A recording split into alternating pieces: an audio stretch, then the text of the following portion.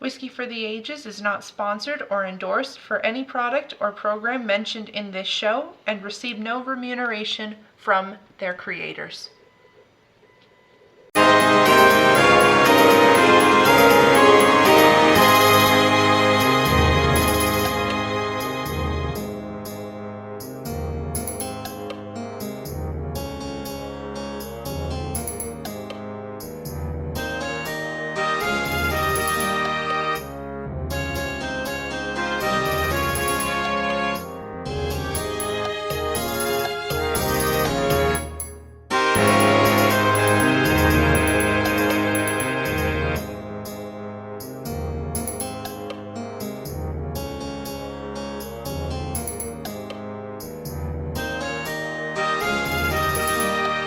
Everybody, a warm welcome back to our Whiskey for the Ages podcast subscribers. Tonight, I'm your host, Hannah Dawson, and Dad is over here to my left. Hello, everybody. A big thank you to those of you tuning in for the very first time. And Alora is joining us on remote. This is one of the last remote visits. Is it? We're getting close. Yeah, that's really, really exciting. I didn't realize. Hi guys, if you're new to our channel, if you're new to our website, please consider subscribing to us and check out some of our other previous podcast episodes. So tonight, I'm leading the show, and I bet a lot of you out there are thinking, wait a minute, Hannah already did this. What's happening right now? Well, last season, after one of our episodes of recording, we were sitting here commiserating as we do. And we had the thought, you know what, we could add on a couple of unique episodes in the next season. One of them you guys are already kind of familiar with. Alora led it at the very beginning of the season about food pairings and whiskey. And I wanted to take on another challenge on top of my regular Spotlight in Distillery series. I'm now adding a new thing that I'm really, really excited about. This is going to be called the Whiskey Archaeology series.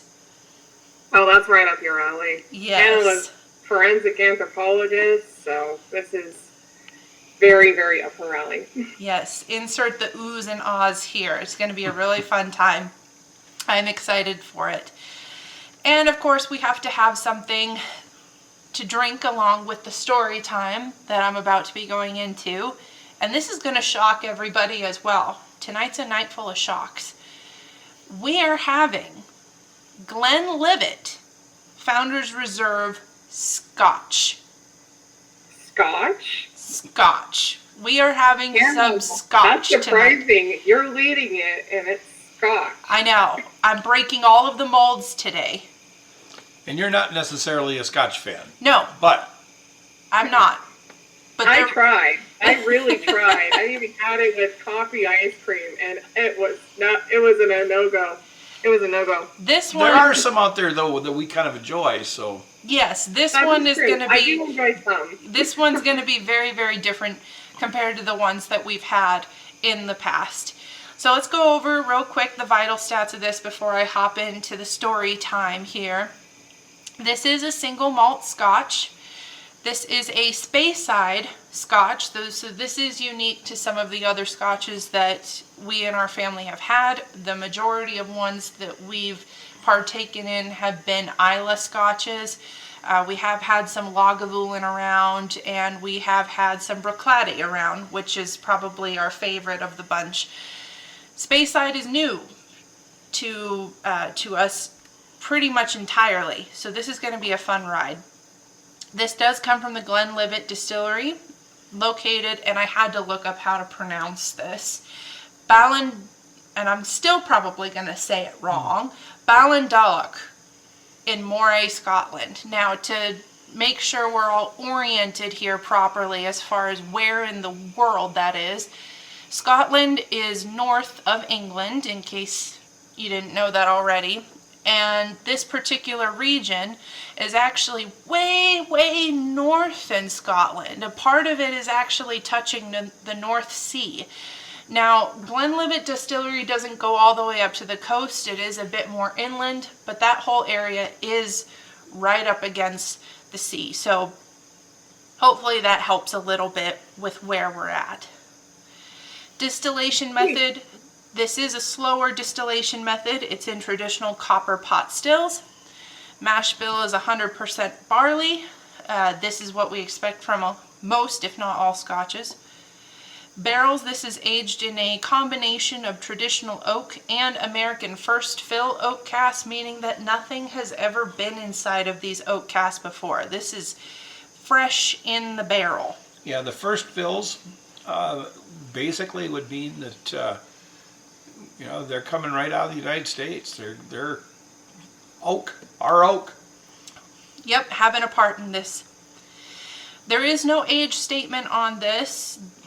Instead, they like to say that they're having a selection of oak casks and of various ages, and we'll talk about that a little bit more later on here in the story. ABV, it's a 40%, so pretty low, 80 proof over here. We have a 750 ml bottle, and I paid $50 for it just about here a couple weeks ago. So that's not bad for a scotch. Not bad for a scotch. We are importing that. So let's jump in. All right, so we're going to first talk about the history of Glenlivet. Before we actually get to the archaeology, context is extremely important in the field of archaeology, knowing where we're coming from, what kind of things we're expecting when we go out into the field. So this is the history of Glenlivet, and keep in mind this is not the Glenlivet, and that's mostly because Glenlivet itself is actually a region. It's an area within the Speyside community there as a whole. This area is the council seat for Moray, which we talked about, and where its location is. Glenlivet itself comes from this word Glen, which is a narrow valley, and it being right next to the river Livet. So it's right where this narrow valley and the river Livet meet. So Glenlivet. This is fairly easy to follow along with so far, I hope. Yep. I like that. It makes sense. So this particular area has long been inhabited, as most European locations are. One of the most notable things I could find that happened in this region was the Battle of the Glenlivet, which happened in 1594, very long time ago. This was between Protestants and Catholics, which is also kind of a broken record for a lot of the battles that happened in the United Kingdom for many hundreds of years.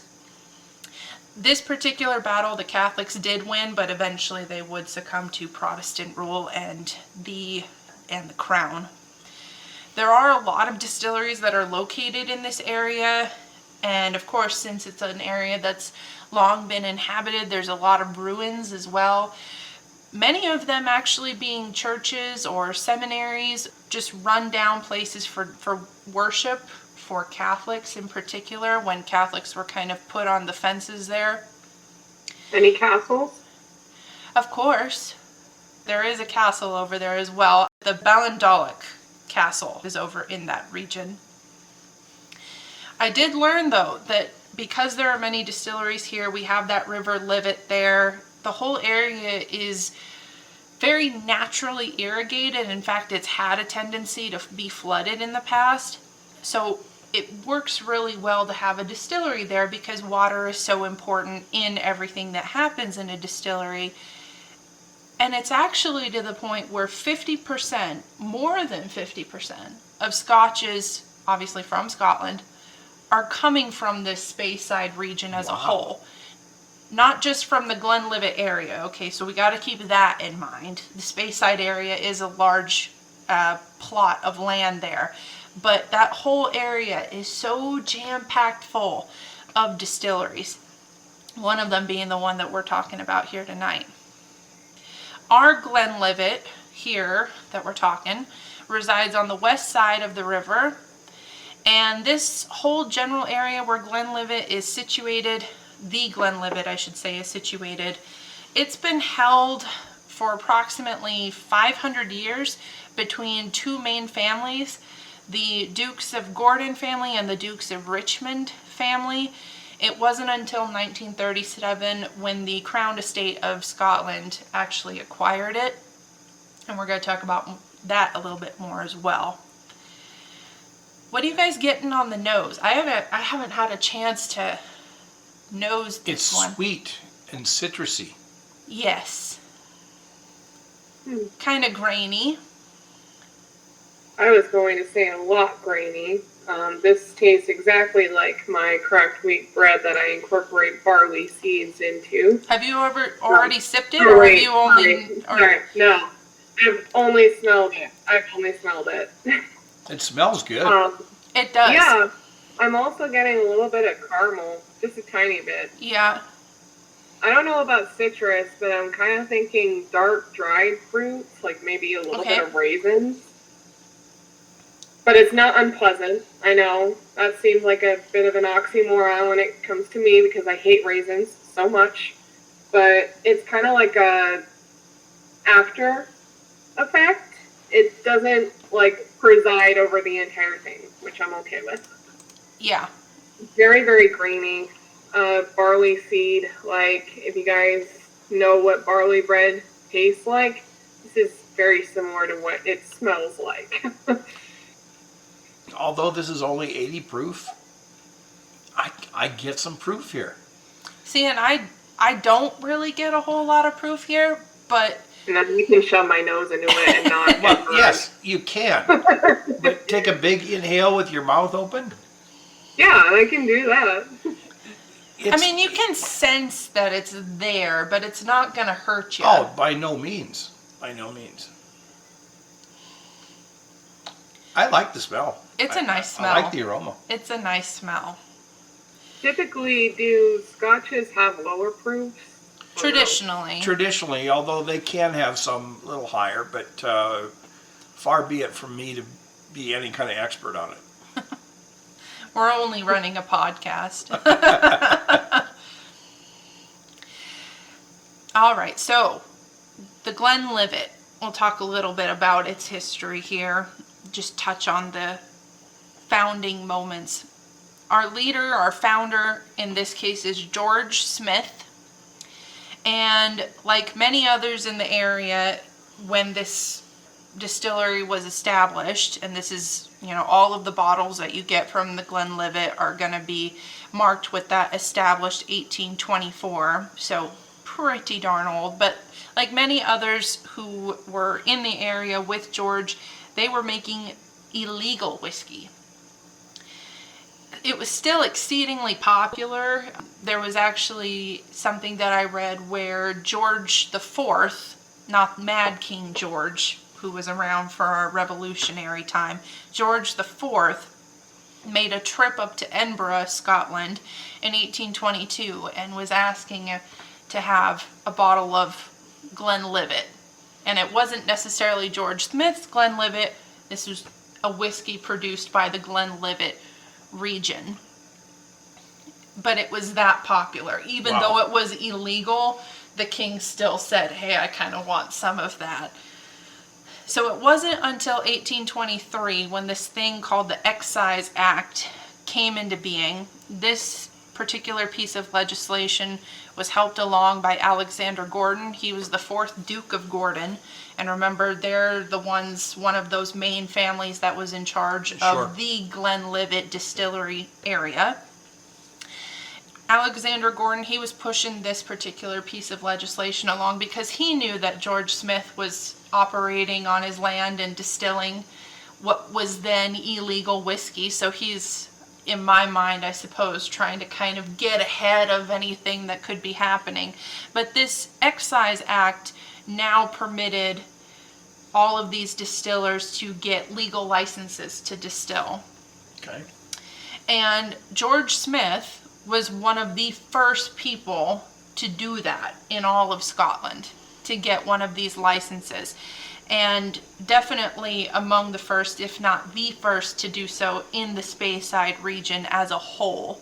And he does this in 1824. And remember, there's a whole bunch of distilleries that are all jam-packed into this area. And they all kind of end up hating George Smith for this, because now it puts them in a sticky situation as his competition. He's doing stuff legally.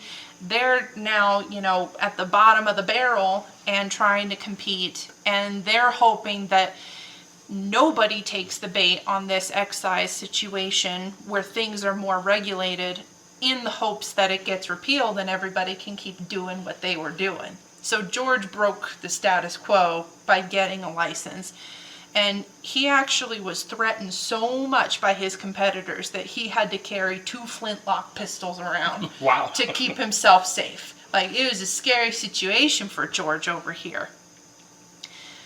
Wow. Just for doing supposedly the right thing. Trying to get... We don't want you to be legal. Yeah, his competitors didn't. They didn't want to move to that sort of thing. But he still gets the license. He ends up remodeling his farmland, aka distillery. He makes it more suitable, though, for industrial whiskey production now that he doesn't have to hide any illegality. For now, we're going to call this particular location the Upper Druin farmland. There's a lot of names in this story, but I'm going to try to make it digestible here for everyone. His farmland, we're calling it the Upper Druin. He did make a second distillery. It came about 20 years later. Not particularly notable for this story, but the main gist of it is that his Upper Druin and that other distillery got to the point where they were operating at such a capacity and needed room to grow even more that eventually they needed to move. This Upper Druin, Druman Farmland Distillery is not where the current, the Glenlivet Distillery is actually located. So the original part of all of this, like I mentioned before, water is life. This is a really big deal for all distilleries. Whether it's for power, you know, you have your mills, your wheels, and all of that to keep things moving along. And then, of course, for the production of the whiskey itself. So you have to have water in order to soak the barley. It's used in the mash to start fermenting the alcohol. And then it's used later to help cool the evaporating alcohol from all of the pipes and tubing in the still back down now into a liquid, aka the whiskey. It's a very important thing. It also helps plant and nurture the seeds. Yeah. So it's very, very important. It's really, really important. So being in this farmland area where there's a lot of rivers and tributaries and a tendency for flooding, it works out really well, but the location itself that he's in was ultimately kind of small. At the Upper Druman's distillery peak, they were producing 200 gallons of whiskey a week. Not very much. Not very much, but in the 1800s that probably is a lot. I don't know. But gotta move. So 1859, they're running out of room, and eventually they move and they take that second distillery with them. They move 1 mile north from that Upper Druman to what is the Minmore Distillery, which is aka where the current Glenlivet is actually set up. So that distillery now has been there for, what is that, over 150 years? Mm-hmm. It's a big deal. And then they actually burned down that original, that Upper Druman, that burned down in 1858. The move, though, was pretty profitable. As soon as they got up to their new location at Minmore, they went from producing 200 gallons of whiskey a week to 600 gallons of whiskey a week. 3 times. 3 times. Very, very profitable. It was a good move. Many of the materials from that Upper Druman distillery, they actually picked up and moved over to the Minmore location to be reused and recycled and all that other stuff. And then Upper Druman ended up being turned back into more of a farmland location. We're about to get to the good part, the archaeology of it all, but context is important. Have you guys had a chance to sip this, though? Yep. I haven't. I like it. I get more of that citrus. I get more fruit now. Mm-hmm. There's some cherry notes in there. I'm not sure what else. Maybe some. I've never had a gooseberry. I have no idea what a gooseberry tastes like. So I'm not going to say it's a gooseberry, but a kind of a really ripe green grape. I mean, it's it's like really ripe, juicy ripe. There's almost a wine element, like a white wine element to this. There's an effervescence as well. I think it's also pretty grainy, like in the smell too. I'm going to say it's a bit more fruity in the taste than in the smell. I'm going to agree with that winey element. I do get some grapes in there. One flavor that I got, and it's more of like an aftertaste. I got an aftertaste of like trail mix or like a cracker or something. I don't know, like a salty, nutty cracker. I don't know. I don't have those on the regular basis, but that's what I got for an aftertaste. So you got a baking element in it of some sort, a baked element of. Yeah, but it's like trail mix. It's salty. It's nutty. I can't identify what the exact nut is. It's just more of an aftertaste of that than anything else. I kind of get that. Not the actual taste of trail mix or the taste of like a hardtack cracker, but like the aftertaste of those. I don't mind it. I do like it. I get, back to those fruits, there's a melon element to this. I'm not sure what kind of melon, definitely not watermelon, but maybe like a honeydew. Maybe like a honeydew, exactly. Because I was going to say honey is here. Mm-hmm. It's got a sweetness to it. I did get honey in both the smell and the taste. I always incorporate honey instead of just straight up table sugar whenever I make bread. I think it gives it a natural, sweeter tone. I think it makes it a bit warmer. And that's really what I get there. One other thing I'd like to mention is, I don't know if you guys have ever smelled yeast as it's working, but there is that element. There is, 100%. That's very much there. It's kind of the platform where every other flavor is jumping off of. But that kind of thing I typically do associate with scotches and American single malts. There's just that tendency to have the grain right there and available. And he said that this had a very high barley content. 100%. 100% barley. Yeah. Yep. Oh, I get that 100%. Yep. There is a hint of barrel here. Not char per se, but there's a woodiness to it, but it's really a subdued wood. And that could be owing to these barrels that are being used. Very well could. And it's similar to the kind of wood essence that you get when you're drinking like a Chardonnay. Yeah. A Chardonnay that's been oaked. Exactly. Yeah. Exactly. So many Chardonnays, they just put them in stainless steel and they never see oak. But this one you can tell, this whiskey you can tell has seen some oak. Very wine-like. Yeah, I'm really, really enjoying it. It's very smooth and it has very distinct droplets. Like they're all over the glass. Yeah. It's not necessarily forming a crown. We've discussed what a crown is in previous episodes, but it's essentially an outline closer to the top or wherever you started your drink. And it creates like a little outline that you can see as like a crown. Little droplets are there. The droplets are all over the place in this. Yes. I don't really see a crown per se. Yeah, they cling all over. Mm-hmm. Real interesting. All right, now we got to talk about the project. Okay. The actual archaeology. So it all kind of started in 1994. And when I say the archaeology here, I'm talking about that Upper Druman. that got abandoned when they moved up to Minmore. Everything, once it turned back over to farmland and there had been the fire, a lot of that stuff just was abandoned and never come back to. And there was a curiosity about what's there, what is still there. There was an archaeological survey that was done in 1994. Nothing came of it. I guess the funding wasn't there to do any kind of excavation.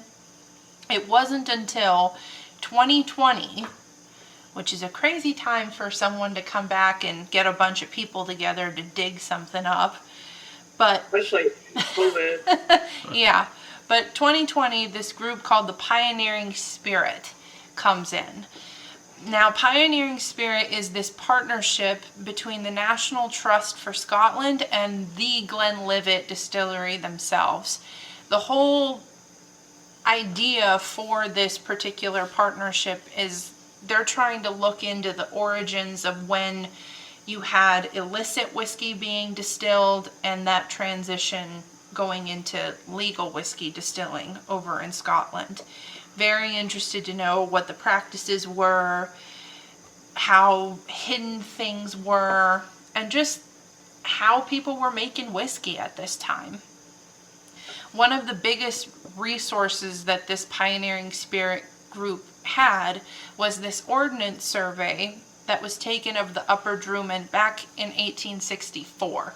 Now, Minmore had already been established and was already running and everything, so this survey did come after the fact, but there was still enough there to draw some conclusions, or at least come up with an idea of where they could excavate and where they could look for the original Drummond, Upper Drummond distillery. They also had a little bit of a geographical clue. On the location, there was a cairn that was left there, and that is a memorial marker. And it had a plaque with George Smith's name on it, just marking this is where the original distillery had been. And they also had 2 water reservoirs which were labeled on the survey the Old Mill Dams. There were 2 of them. And the distillery itself was sandwiched kind of in between these 2 reservoirs. One of them was significantly larger than the other. But this survey kind of gave the archaeologists a bunch of clues as to where the buildings, the actual distillery itself, was located.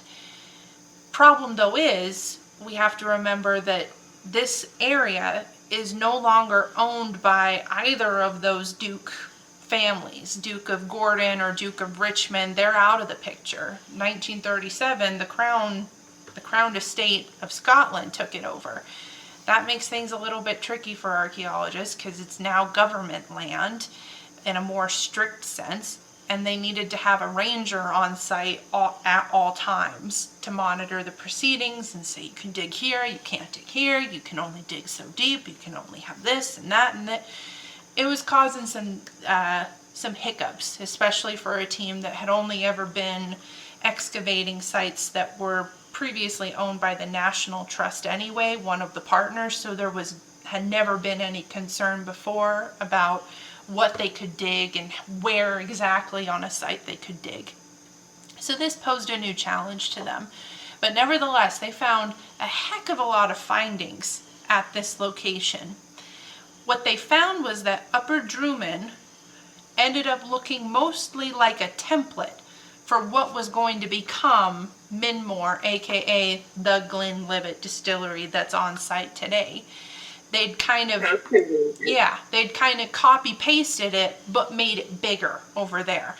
So knowing that, it helped them have a good idea of where things were going to be located anyway and where they were going to put their test pits.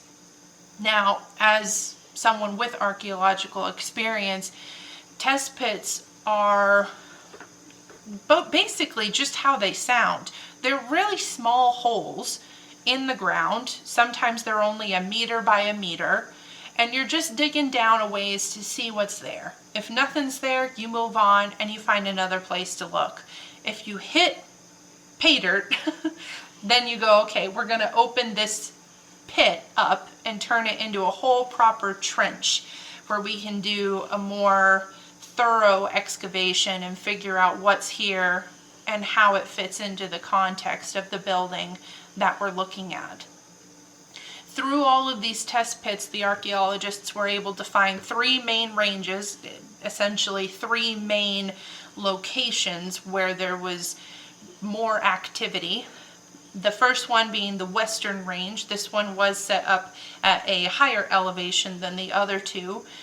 The archaeologists were able to suggest that this is where the barley was actually steeped in water and left to sprout on the malting floors afterwards. There was the eastern range, which was at a lower elevation, and this was where the wort was fermented into beer, and it also doubled as the storage location for when the whiskey was ready to be aged in its barrels. And then there was the south range, and this was the most important range. This is the still room. This is where all the magic is really happening. And luckily for the archaeologists, this also happened to be the place that was the most preserved. They could get the most information from it. And let's go into it just a little bit here. They found that the still room had flagstone flooring, and they found a stone platform in there which they assumed was going to be where the water boiler, the wash still, and the spirit still were located. They found the remnants of 3 furnaces, and they were able to determine that these furnaces had been supplied by coal based off of the amount of ash pits that they found underneath. Very, very cool. They found a lot of heavy iron. That's to be expected. And then they also found these elevated vat locations for when the distillery was officially moving and storing the liquor itself. This particular piece is kind of important. If we roll it back a little bit to when we were talking about that Excise Act of 1823, when it became legal to distill liquor at this point, that didn't mean you had free reign to do whatever you want. The government was going to be involved and was going to be monitoring the whole proceedings. In all of these distilleries that had their legal licenses, there was what's called an excise officer stationed at each one. These guys were around to actually inspect all aspects of the still, particularly the underside of the still. So remember, these are elevated vats, and they want to inspect the underside of this to make sure that nobody from the distillery is tapping the still and getting anything out and then selling it illegally. This is controlled. So these officers had these stills, these vats, under lock and key. And the archaeologists actually found a slider for a padlock, and a slider to kind of give you all the image here. If you have that padlock and you have that nice big keyhole there, the slider is what falls over the top of the keyhole. You've got to move the slider out of the way to put the key inside. So they found one of these sliders there, and it was actually labeled, brandished with this Gottleb patent logo. I know, so many names. But this particular company making these padlocks had been commissioned for the purposes of these excise officers. So it was really cool to find that little piece there of keeping all of the liquor under lock and key, and knowing that it worked, knowing that it was something that really, really did take place. And then, of course, they found a whole lot of other stuff too. They found shreds of copper. These pieces of copper they estimated to be leftovers from repairs, from piping and other things like that. They found plenty of barrel bungs, the things to keep the whiskey barrels nice and shut. And they even found a little copper cup that it appears to be the same size as a, quote, daily nip for the distillery staff. Found one of those left over. So if you lost your copper cup, you couldn't have a nip? I'm sure there were many more. people probably didn't lose those very often. And then they have found a whole bunch of stuff that was in the southeast portion of the site. And that, remember, that's where the whiskey's stored as it's aging. That's where the distilling process is happening. This is where a lot of activity is taking place. So this is where a lot of the staff were probably spending the majority of their time. And they called it, you know, the waiting around activity. They're waiting for things to move through piping. They're waiting for things to age. They're waiting for things to ferment. All that good stuff. But there's a whole lot there. They found some wine-stemmed glasses. They found some clay pipes. Even some clothing and gloves, maybe things that ripped or just were of no use anymore. And even leather boots. Wow. Who knew?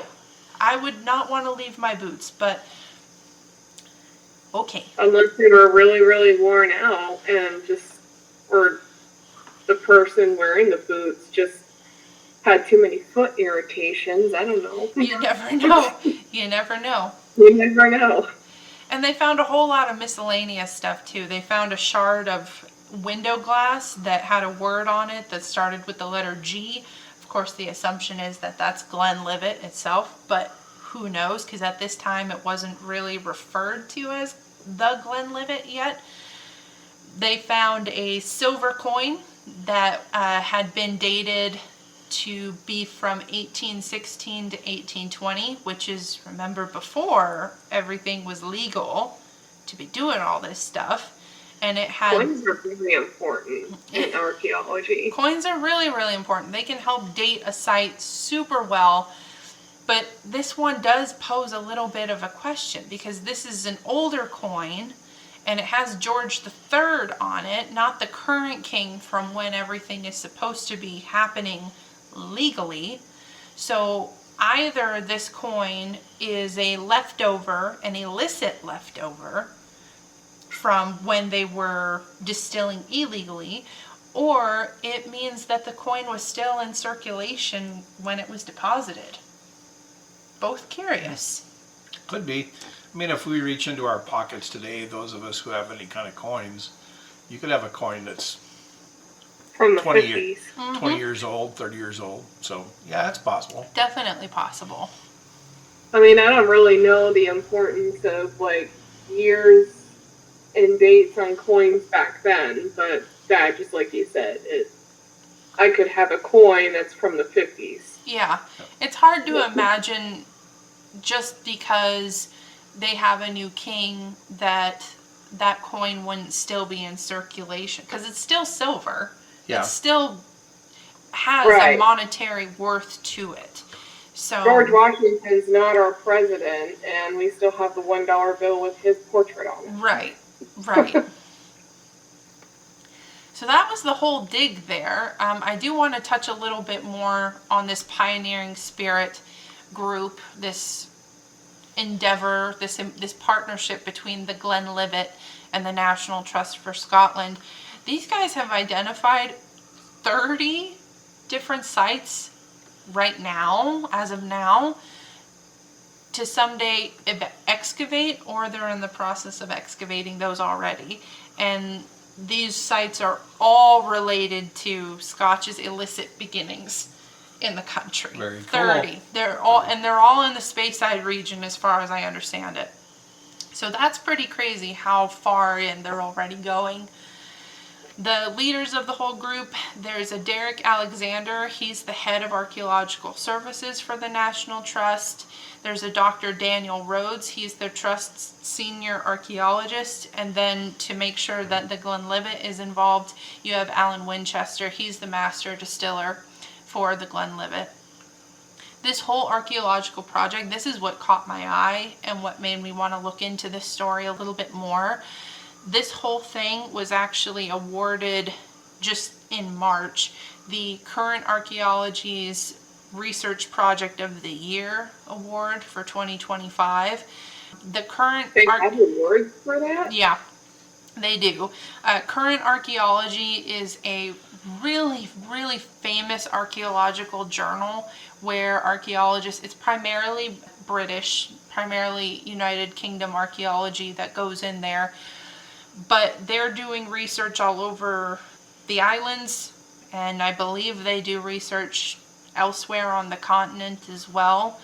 And it was a journal that I actually read really frequently when I was getting my degree. They're a really reliable source. They're a really well-known source. They've been around since the 60s, and they're really a front runner for a lot of different genres of archaeology. So getting this award for this project at the Glenlivet is a really big deal for them, for sure. And it is based off of a public vote. So these are all of the people who participate in the journal itself saying that this project, this archaeological excavation, is really noteworthy and really cool. And of course, I'd be remiss to not talk a little bit more about Glenlivet itself. This isn't going to turn into a whole spotlight on distillery, I promise, but I do want to touch a little bit on it. Remember, they started in 1824. It took them about 15 years to 1839 for them to hit that peak of getting that 200 gallons per week. And when they started thinking they needed to probably consider expanding, the Glenlivet was noted by Charles Dickens, actually, in 1852. He wrote a letter to a friend recommending that he try the, quote, rare old Glenlivet, which is pretty cool. In November of 1871, the founder, George Smith, did pass away, and his son, John Gordon Smith, took up the helm. And it was under his leadership that in 1884, the Glenlivet was born. This whole area, as I've mentioned many times now, was really jam-packed full of distilleries, and everybody wanted to lay claim to the name Glenlivet and didn't want to share it with anybody else. So John found a way to move around that and say, well, we are the Glenlivet, and got it copyrighted, trademarked, everything. And, very ambitious. yeah, and by doing that, he really marked the distillery's territory for the whole area and crafted the expectations of what a Speyside Scotch was going to be. And those expectations are what are still used and leaned on today when people pull these Speyside Scotches off the shelf. Another thing I read that I thought was actually really, really cool, in 1933, fast forwarding a little bit, the Pullman Train Company started serving minis of the Glenlivet on their trips. The Pullman Train Company is actually an American company. They were kind of sort of the inventors of the sleeper train. Right. And, you know, 1933, you figure you're just coming out of the Prohibition, and America is thirsty. We are ready to have our drink back. And the Glenlivet and the Glenlivet found a way to really capitalize on that by getting their product into these trains. And the Pullman Train Company was practically a monopoly as far as railroad cars went. It was said that at their height, the Pullman Train Company had 26 million customers per year. Wow. So why weren't they stopped if they were a monopoly? Because monopolies were very no in the late 1800s. Why weren't they stopped? My guess is the Pullman car was such a well-made product that it was the one that the railroads would all buy. Yeah, it was a luxury vehicle. If you made, I don't know, let's just call it the ABC train, and it wasn't as good a quality, it didn't have all the features, it wasn't made with the finest of woods, it didn't have comfortable seats, nobody would buy it. So if that were the case, the Pullman became, if you will, the Cadillac of the industry. Yeah, and that's definitely a good word for it. But I thought that was really interesting and really innovative for the Glenlivet all the way across the pond. Yeah.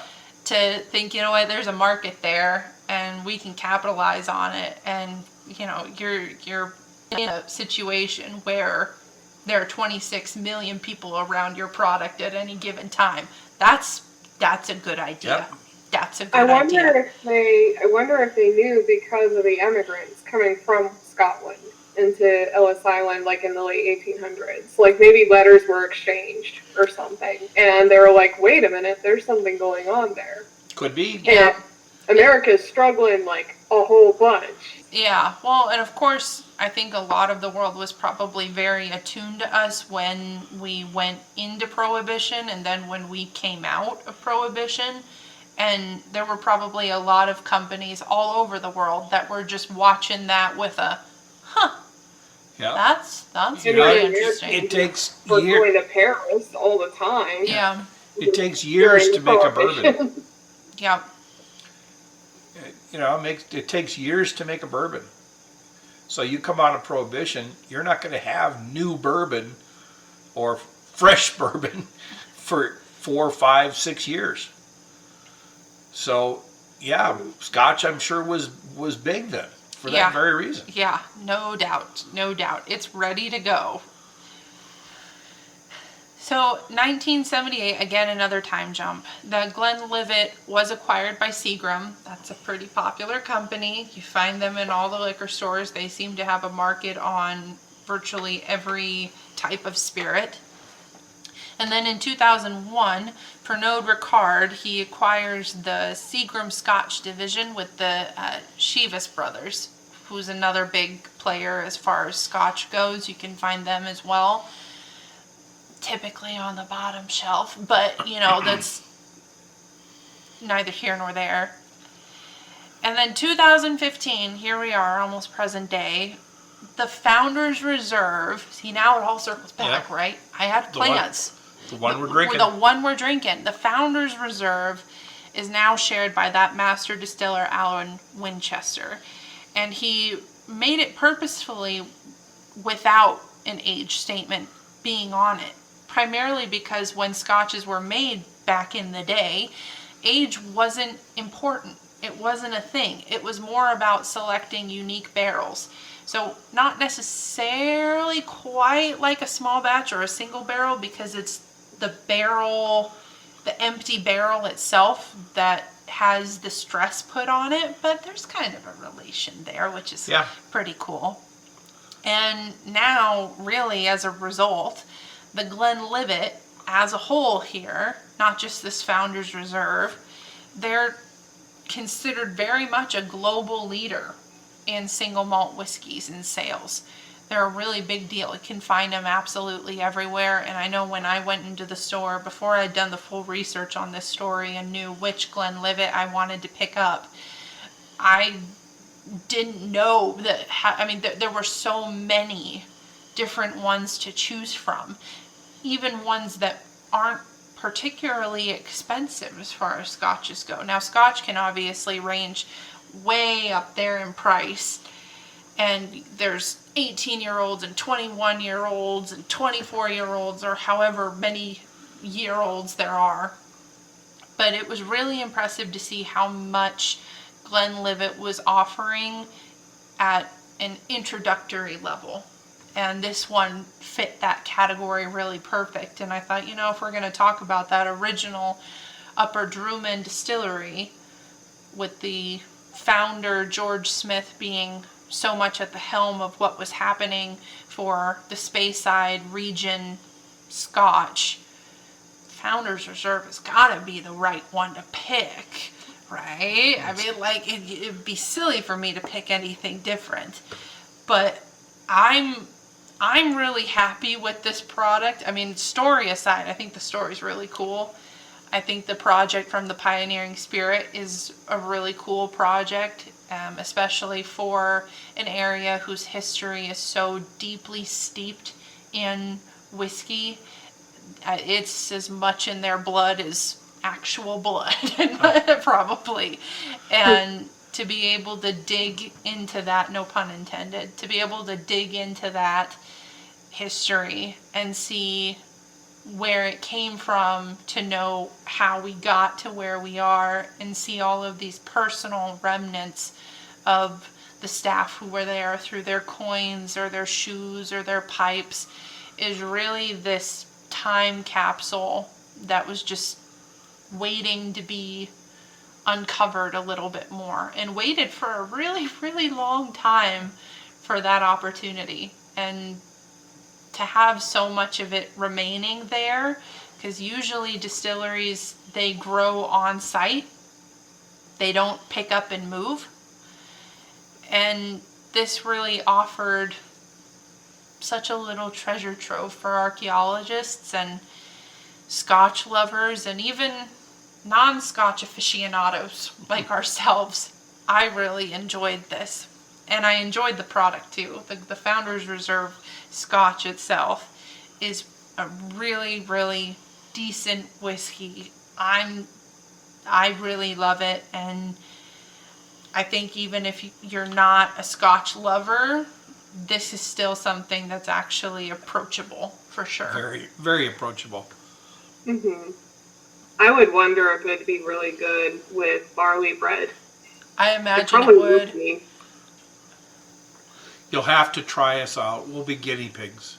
Yeah, you can make some bread and we'll be the judges of that. They've been my guinea pigs pretty much for all of my baking and cooking stuff. So I'm sure that they'll be able to stomach being that one more time. Oh, well, if Or we maybe have more to, time. I guess.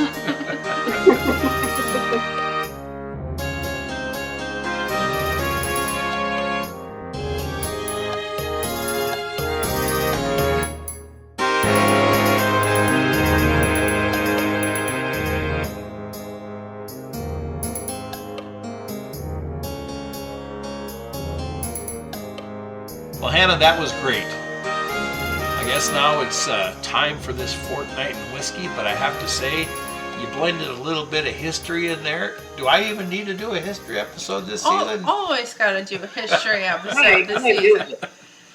History Yeah, and good archaeology, you can't separate the two. That's true. That's true. Very, It's very inevitable. true. They're linked, but correlation does not equal causation.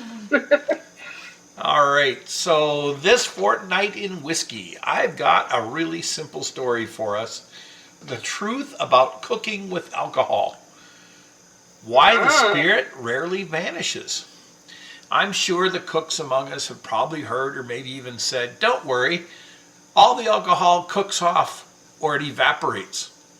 Well, depending on how long the cook is done, a considerable amount may remain. Oof. I've got it. That could really bother some people. Yes. I know a few people that would really. Yeah, I do too. So, science in the saucepan. The idea that alcohol disappears entirely during cooking is far from accurate. The intoxicating component in the beverage, the ethanol, has a lower boiling point than water. Roughly 173 degrees versus what, 212 or 100 Celsius, 78.5 Celsius, the ethanol boils. But evaporation is anything but straightforward.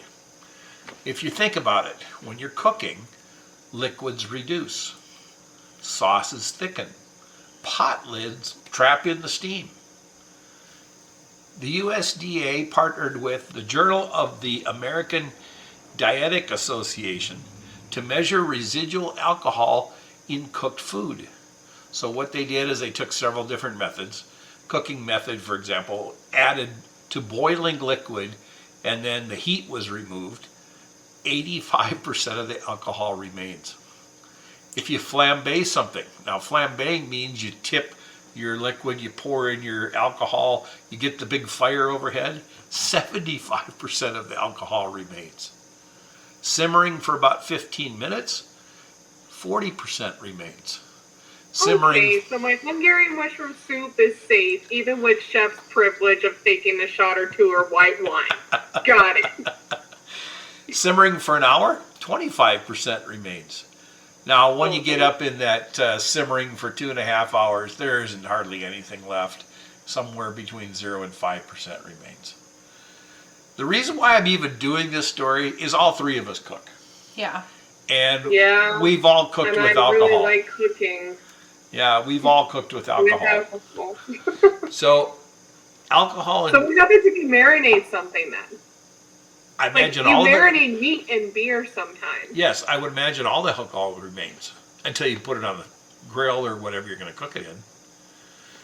Now, don't be alarmed. Alcohol is a fantastic tool in the hands of a good cook. Wine, beer, spirits add complexity, aroma, and structure. For example, if you're just cooking something in water, it's just not going to be as rich as if you cook something in red wine.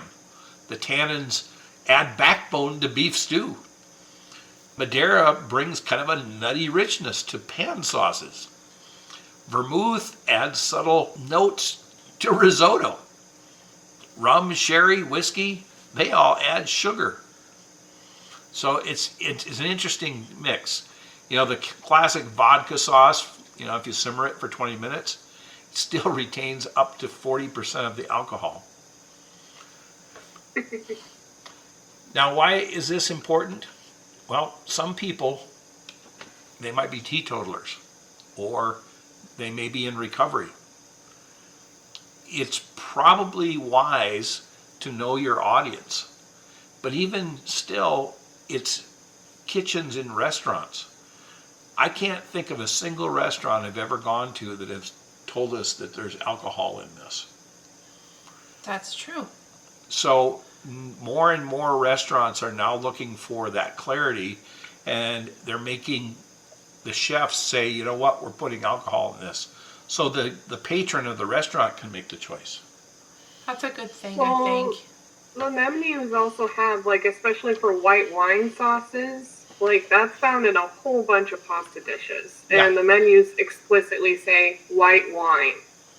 And that's good. But I'm sure there's been a lot of cases where we've had food where that hasn't been disclosed. And for us, you know, we all partake in alcohol anyway. So for us, it's not that much of a concern. But if you're someone who is in recovery or who Has an allergy. or could have an allergy, or, you know, is pregnant or may have have a part to play in that order, that would be something that's pretty important. You know, you would tell a vegetarian if a sauce has meat in it.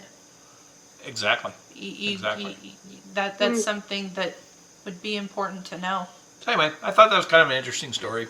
Maybe more interesting for us than anybody else, but oh well. Diageo. They propose an alternative to tariffs. Diageo North America supports more than 178,000 jobs, operating 11 manufacturing sites, and has an investment of more than $415 million to open a new manufacturing warehouse in Montgomery, Alabama. So yeah, they're big players. Everybody's heard of Diageo. Diageo sits at a very limited table, high above everyone else. In a typical year, Diageo produces and generates more than $12.1 billion in sales revenue. This is just restaurants and bars, let alone the excise taxes that are being collected for the U.S. government. In addition, Diageo spends more than $1 billion sourcing goods from American white oak barrels, glass, paper products, flavors, bulk liquids.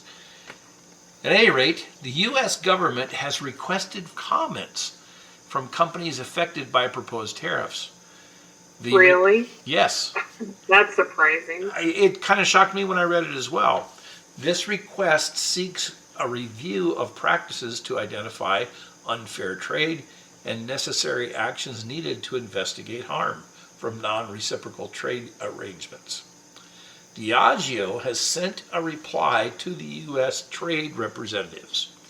This letter offers some alternatives to the tariffs, suggesting U.S. government consider tougher rules of origin where the stuff's coming from. The letter begins with, By definition, many products must be produced in certain parts of the world.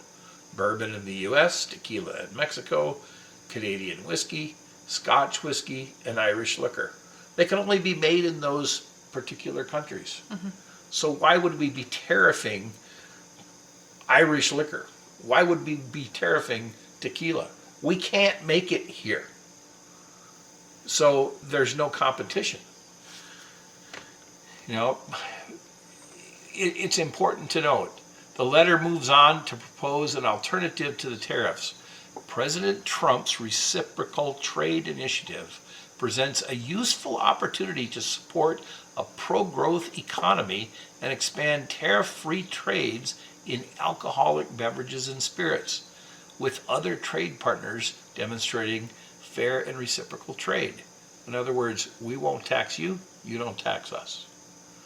Wow, it's like we're just eliminating the tariff altogether. Exactly. Like what I've found very interesting, and this is slightly an aside, but definitely related, if you have to have so many exceptions to the tariffs, why are we using the tariffs?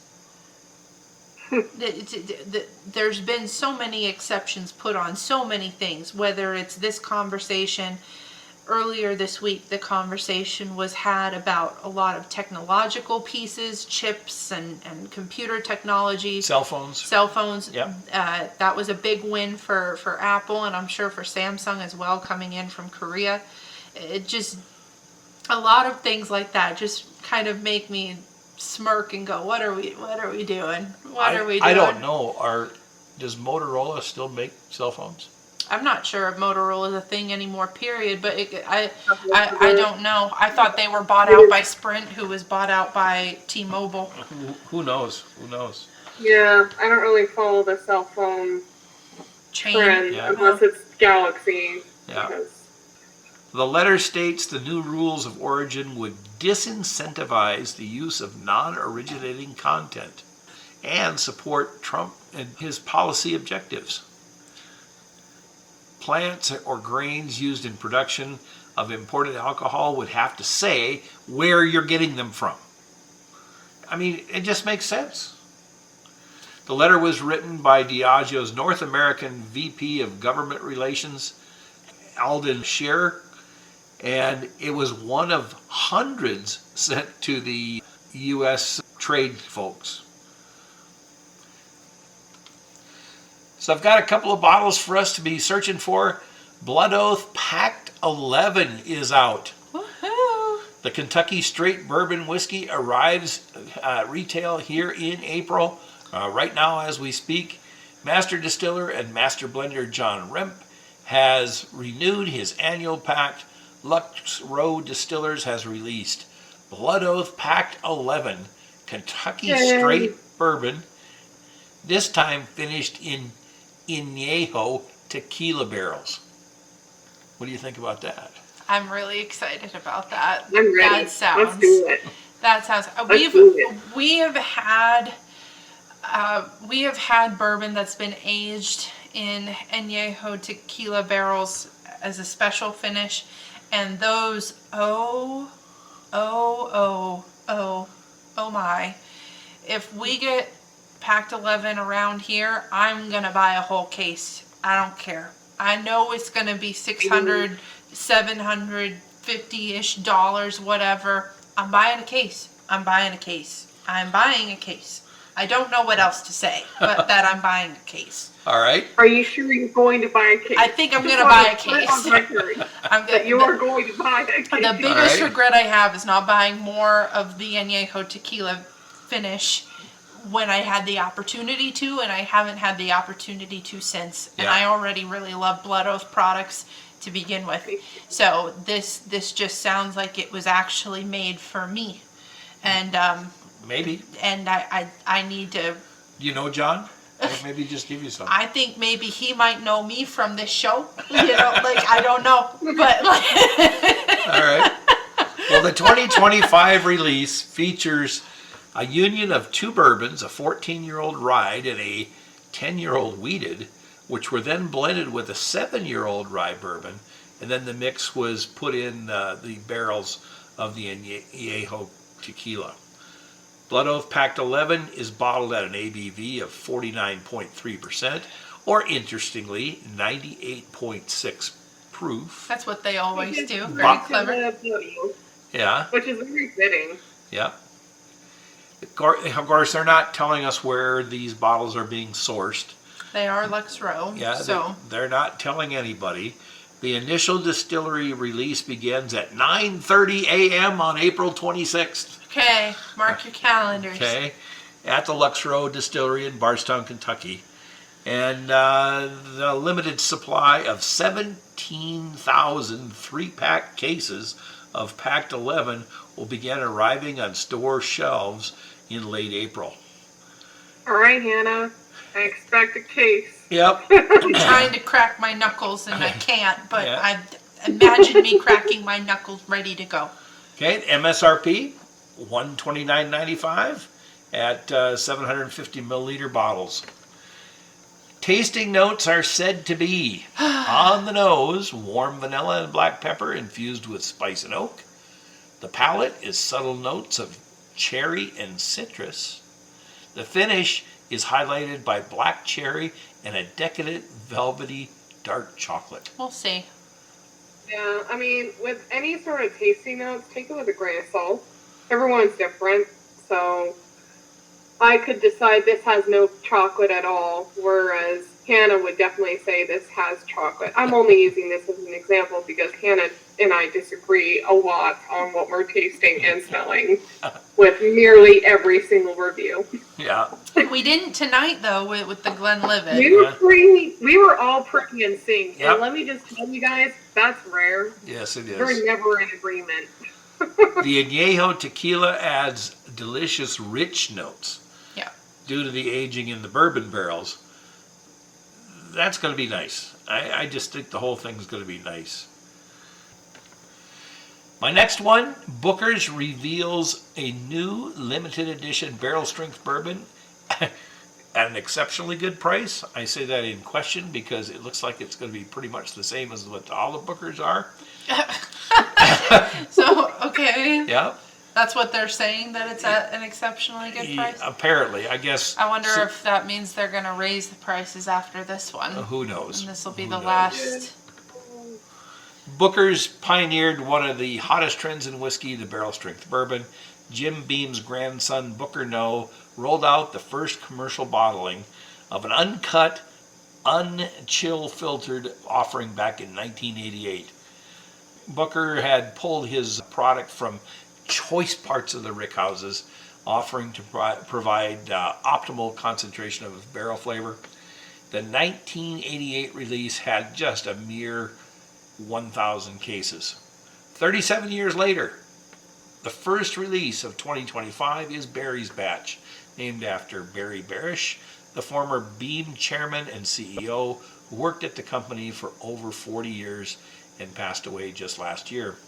Distiller tasting notes, the 2025-01 release came from barrels located in 5 separate warehouses across Beam's Claremont, Kentucky campus. The aggregate age is 7 years, 2 months, and 4 days old. Bottled at an ABV of 62.85% or 125.7 proof. That's about right for a Booker's. Noticeable alcohol on the nose, warm and welcoming with hints of vanilla and a touch of sweetness of caramelized bread pudding. Palate of caramel carries through, along with some cinnamon dusted creme brulee.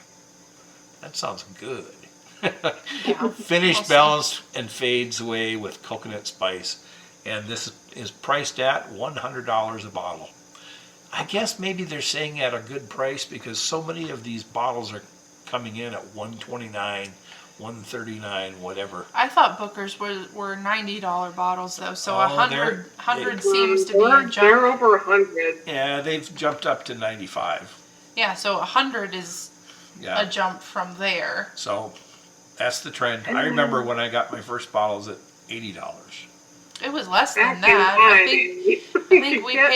I think we used to pay 70 for them. Maybe. Not very many of them that way. Actually, 70 sounds like a right number. So, And my last bottle, Michter's releases a fan favorite for a very limited time. One of the biggest releases of the year just hit the shelves last month. Michter's Barrel Strength Rye.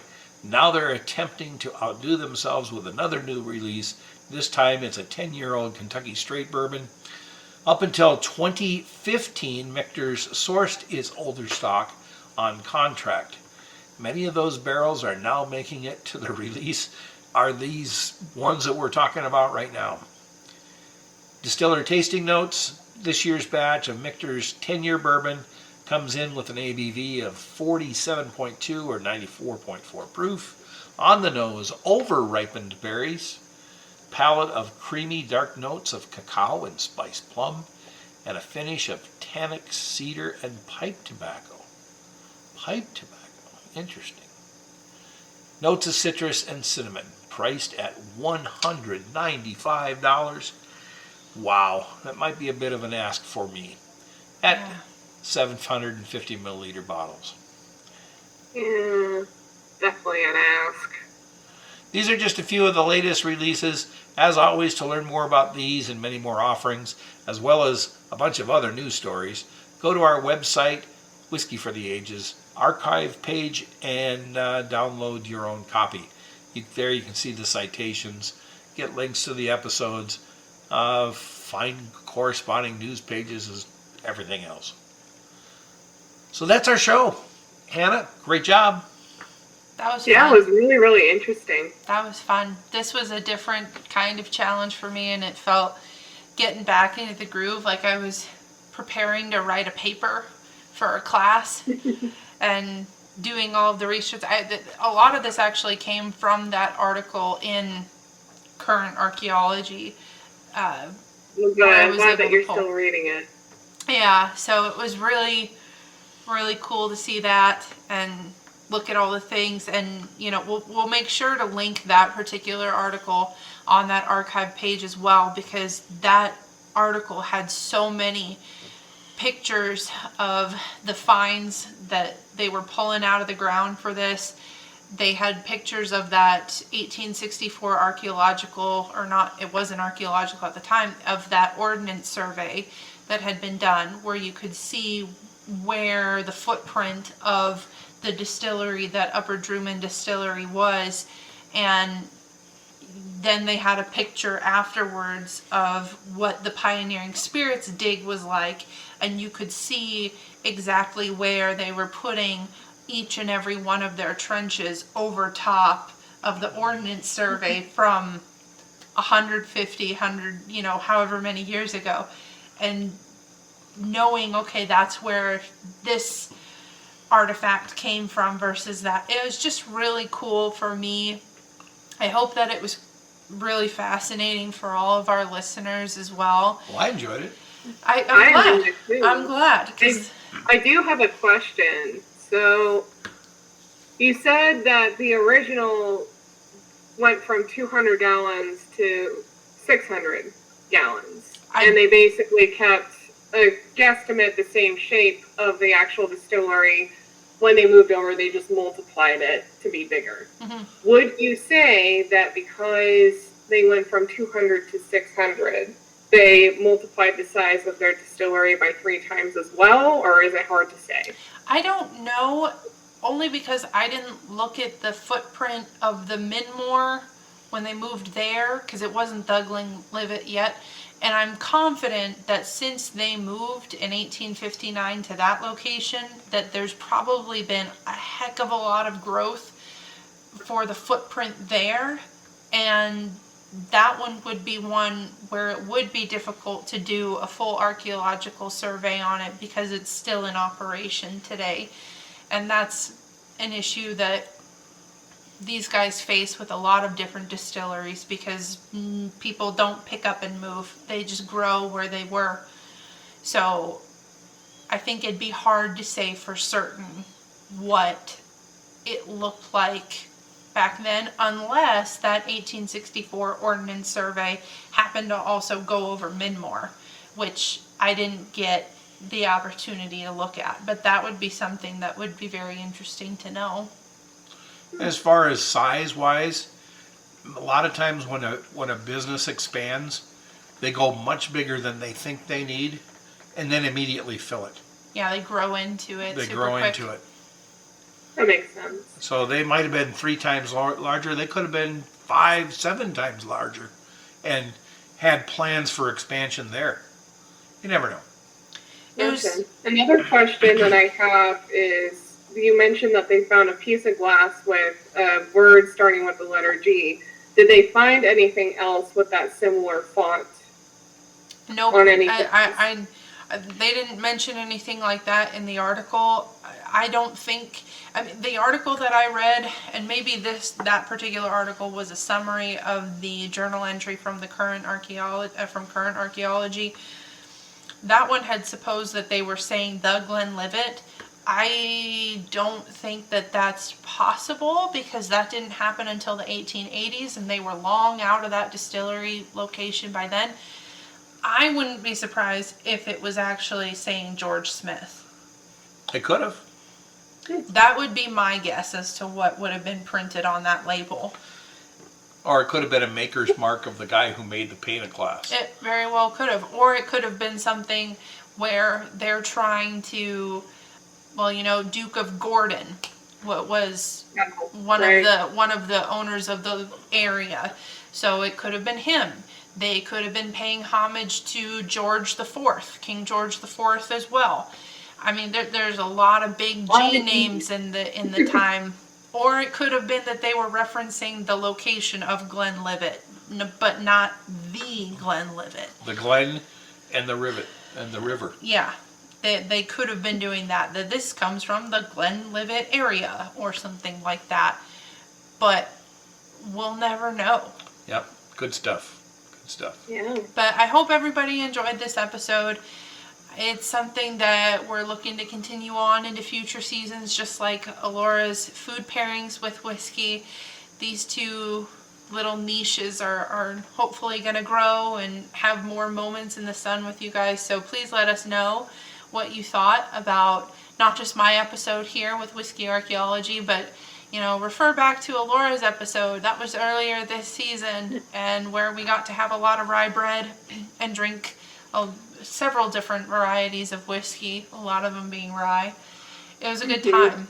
So let us know. Is it a yay or a nay? Absolutely. And let us know if you guys have any ideas. Like, if you guys have any ideas on archaeological sites that feature whiskey, let us know. Mm-hmm. That'll get us some more ideas. Likewise, if you have any food pairing ideas that you want to share, I can do my best to recreate those recipes. No guarantees, but I like trying things out, and I'd be very interested. And same thing, like if you have any ideas for history or brand spotlights, we're more than happy to do episodes on that. Absolutely. Definitely. Yeah. So we've just got 2 more episodes left in this season. How crazy is that? I feel like we've really flown through this one this time around. We've got our whiskey history episode, not whiskey archaeology, but whiskey history coming up. We'll do some American stuff. We'll talk about where whiskey fits into the fabric of the building of the country. As we always do.